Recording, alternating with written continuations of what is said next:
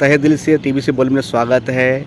आप जो madam sir 3 साल से आप वर्क कर रहे हो मैडम सर में, आपने हर पंच मारे, हर कुछ किए। ये आपके एक साथी था जो बहुत अच्छी एक्टर संतो, जो आपको हर समय साया की तरह रहते थे। आप लोग अभी शो छोड़ के चली गई, वो तो चली गई, उनकी मर्जी है। बट आपके 3 साल जो वक्त भी बिताया आप लोगों ने, जो बॉन्डिंग था, कुछ मेमोरी शेयर करेंगे आप?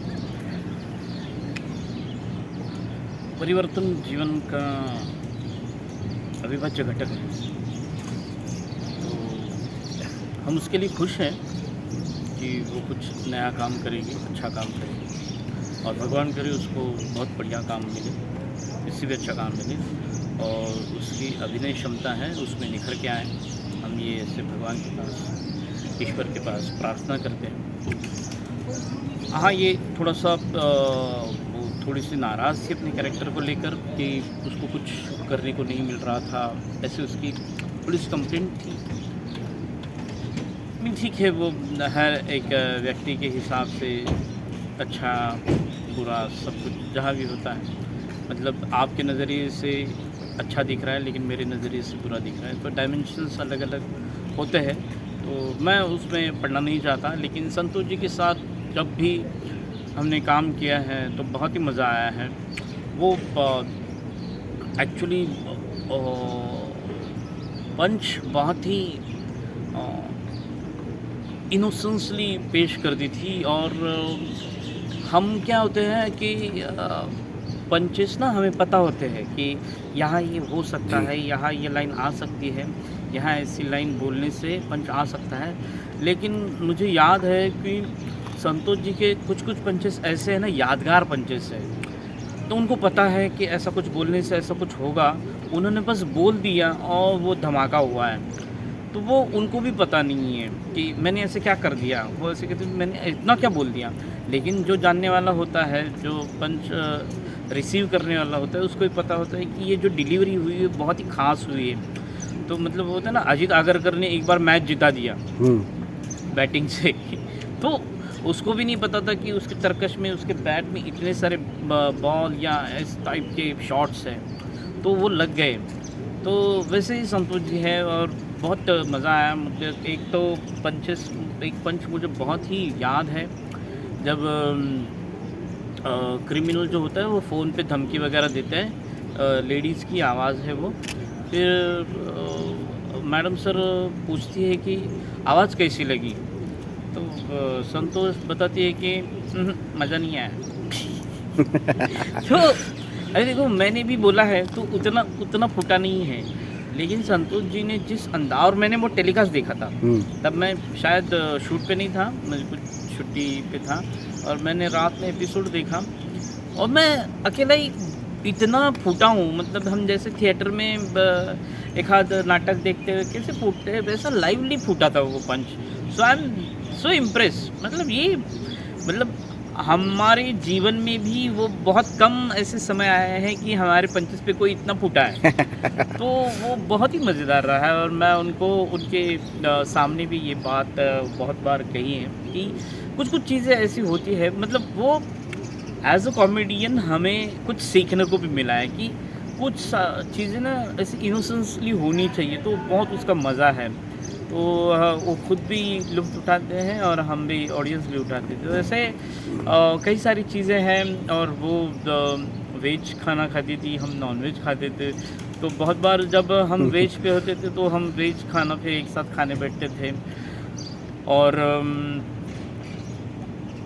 वो मुझे डैडी की थी, मैं अपना बेटी मानता था, तो बहुत छोटी, मैं अभी 45 साल का हूँ वो 22-23 साल की है। बबली तो लगभग मतलब 20 साल का हमें फ़र्क है।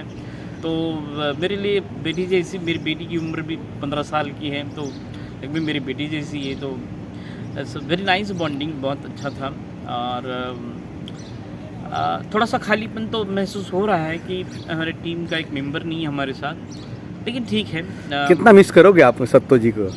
देखो, उतना मिस नहीं कर रहा हूँ एक्चुअली, समझा जाए तो, क्योंकि क्या है, जो जो तकलीफ़ में है ना, उसको ही पता है कि उसके अंदर क्या घुटन हो रही है, वो ही महसूस कर सकता है, हम नहीं महसूस कर सकते। तो हमने उसको समझाया भी बहुत बार कि क्या है कि मत छोड़, शो अच्छा है, अच्छी टीम है, सब कुछ अच्छा है, प्रोड्यूसर्स वगैरह सब अच्छे हैं, तो क्यों किस लिए।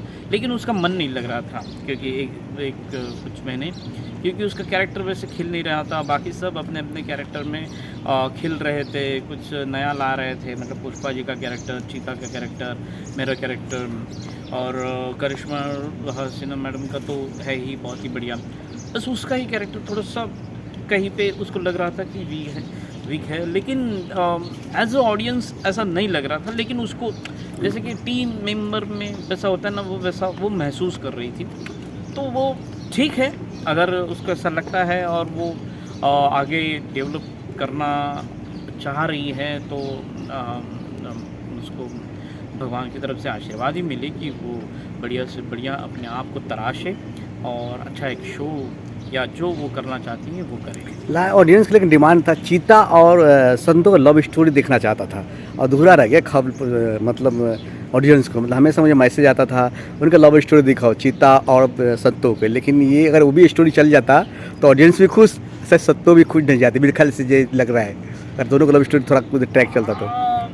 देखो क्या होता है ना, एक्चुअली ये जो फॉर्मेट है शो का ना, उसमें लव स्टोरी नहीं चलने वाली है। उसमें वो अनबन वाला ही रिलेशन चलेगा। उसमें आपको बहुत सारे आयाम मिलते हैं, मतलब प्यार भी है, मनाना भी है, रूठना भी है, वो सारी चीज़ें आती है ना तो मज़ा आता है। लव स्टोरी में क्या होता है ना, वो एक ही दायरे में चलते रहते हैं तो वो मज़ा नहीं है, और वो ये पैटर्न उस पैटर्न का ये शो है नहीं, तो वो नहीं चलेगा।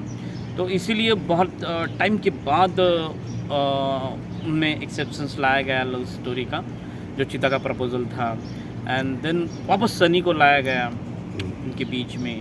तो वो अभी भी वैसे ही रखा गया था कि है ना कि बीच में अटका था। हाँ, बीच में अटका रखा था ताकि वो मज़ेदार है वैसा, मतलब बीच में रहना ही, मतलब वो अभी होगा नहीं होगा तो ऑडियंस भी यार एक टाइम पे से अटक जाती है ना कि यार ये इसको होना चाहिए, कोई बोलता है यस यार नहीं हो रहा है। झलक एक झलक टाइप। तो हाँ, तो वो हुक हो जाती है Right. ऑडियंस, इसीलिए वो वैसा रखा था ट्रैक। लेकिन आपको बात हुआ क्या सत्तों से, मतलब जब से गई ये मतलब बात हुई? हाँ, जैसे वो गई दूसरे दिन ही मेरी बात हुई। मैंने जिस दिन उसका आखिरी दिन था, दूसरे दिन मैंने उनको रात को कॉल किया। मैंने कहा हाँ, पहला दिन खाली कैसे लग रहा है? तो बोले अच्छा है, आनंद में हूँ। तो सुबह थोड़ा सा देर से उठी, फिर कुछ ऑडिशंस थे, 1-2 ऑडिशंस दिए, खाना खाएं, फिर माँ के साथ शाम को शॉपिंग के लिए गई, रात का खाना खाया। तो ऐसा उसका फैमिली के साथ पहला दिन तो बीता है, तो नाइस, अच्छा लगा। लाइफ एंजॉय कर रहे हैं अभी फर्स्ट हाँ, लग। ठीक है सर, आपको इतना ही प्यार मिलता रहे आपके मैडम सर को, और आपको जाते जाते ऑडियंस के मैडम सर के ऑडियंस के लिए क्या बोलना चाहते हैं सर? दो मतलब जिस तरह से आपने शो को पकड़ के रखा है वैसे ही पकड़ के रखो। अपने साथियों को बोलो कि साथी हाथ बढ़ाना उनको भी बोलो कि ये शो पकड़ के रखें, ताकि हमारे टीआरपी के नंबर्स में थोड़ा सा बढ़ाव उछाल आ जाए तो मज़ा आ जाएगा। तो आपका ही साथ है, बाकी राम भरोसे। थैंक यू सर, आप भी ऐसे ही मुस्कुराते रहिए, अच्छा लगता है ऑडियंस को।